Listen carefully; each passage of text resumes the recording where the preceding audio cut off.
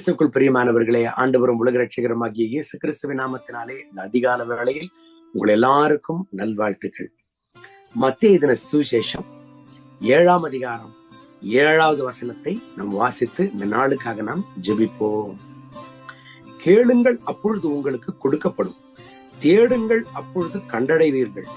தட்டுங்கள், அப்பொழுது உங்களுக்கு திறக்கப்படும்.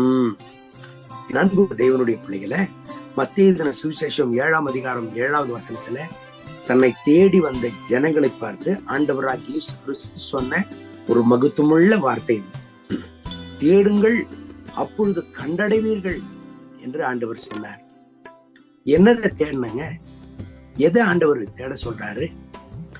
மத்தேயு தின சுவிசேஷம் 6ஆம் அதிகாரம் வாசிக்கிற பொழுது, தேவைகள் சந்திக்கப்பட வேண்டுமானால் எப்படியாக தேடணும் ஆண்டவரே சொல்லிக் கொடுக்கிறார். மத்தேயு 6:33, முதலாவது தேவனுடைய ராஜ்யத்தையும் அவருடைய நீதியையும் தேடுங்கள், அப்பொழுது இவைகள் எல்லாம் உங்களுக்கு கூட கொடுக்கப்படும். எனக்கு அன்பான கர்த்தருடைய பிள்ளைகளை, நம் தேவைகளில நிறைந்திருக்கிற பொழுது, நம்முடைய தேவைகள் சந்திக்கப்பட வேண்டுமானால் ஆண்டவரை தேடணுமா? முதலாவது தேவனுடைய ராஜ்யத்தையும் அவருடைய நீதியையும் தேடணும்.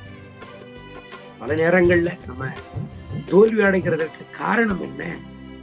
இன்ஃப்ளூயன்ஸை தேடுவோம். நமக்கு என்ன நம் கண்களுக்கு முன்பதாக அகப்படுகிறதோ அதை வச்சு, சாமர்த்தியத்தை வச்சு தேடுவோம், தாளந்துகளை வச்சு முயற்சிப்போம். ஆனா எல்லா தோல்வி அடைந்த பிறகு அதற்கு கடைசியில தான் ஆண்டவரை நம்ம தேடுவோம். ஆனா ஆண்டவர் இந்த இடத்துல சொல்லி கொடுக்கிறார் பாருங்க, முதலாவது தேவனுடைய ராஜ்யத்தையும் அவருடைய நீதியையும் தேடுங்கள், பின்பு இவைகளெல்லாம் அவைகளோட கூட்டி சேர்த்து கொடுக்கப்படும் என்று ஆண்டவர் சொல்கிறார். எனக்கு அன்பான கர்த்தருடைய பிள்ளைகளை, உங்கள் தேவைகள் சந்திக்கப்பட முடியாம, உங்கள் தேவைகள் சந்திக்கப்படாம தேடி தேடி அலைந்து சோர்ந்து போயிருக்கிறீங்களா? உங்க வாழ்க்கையில எதை தேடி தேடி அலைந்து நீங்கள் சோர்ந்து போயிருக்கிறீங்க? ஐயோ போதும், இந்த வேலைக்காக நான் தேடினது போதும், இந்த வாழ்க்கை துணைக்காக நான் தேடினது போதும், இந்த நன்மைகளுக்காக நான் தேடினது போதும், இந்த ஆசீர்வாதங்களை நான் தேடி அலைந்து திரிந்தது போதும் என்று சோர்ந்து போயிருக்கிறீங்களா? இந்த கால வேளையில ஆண்டவரை நினைப்பூட்டுகிறார், முதலாவது தேவனுடைய ராஜ்யத்தையும் அவருடைய நீதியையும் தேடுங்கள், பின்பு இவைகளெல்லாம் அவைகளோடு கூட கூட்டி சேர்த்து கொடுக்கப்படும் என்று வேதம் சொல்கிறது. எனக்கு அன்பான கர்த்தருடைய பிள்ளைகளை, இந்த கர்த்தருடைய வார்த்தையின்படி கர்த்தர் உங்களை ஆசீர்வதித்து உங்கள் தேவைகள் எல்லாம் சந்தித்து, நீங்கள் எதை கர்த்தருடைய சமூகத்துல தேடுகிறீர்களோ அதை ஆண்டவர் உங்களுக்கு அனுகிரகம் பண்ணி உங்களை நடத்துவராக. கண்களை மூடி ஜெபிப்போம்.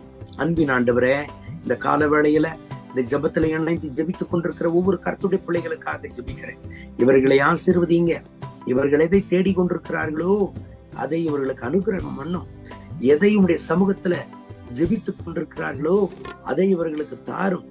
தேடி தேடி அலைந்தவர்களாய் சோர்ந்து போய் இனி போதும் இந்த வாழ்க்கை என்று யாரெல்லாம் துன்பத்தோடு, துயரத்தோடு, வருத்தத்தோடு, வேதனையோடு இருக்கிறார்களோ அவர்களுக்கு நீர் உதவி செய்யும்.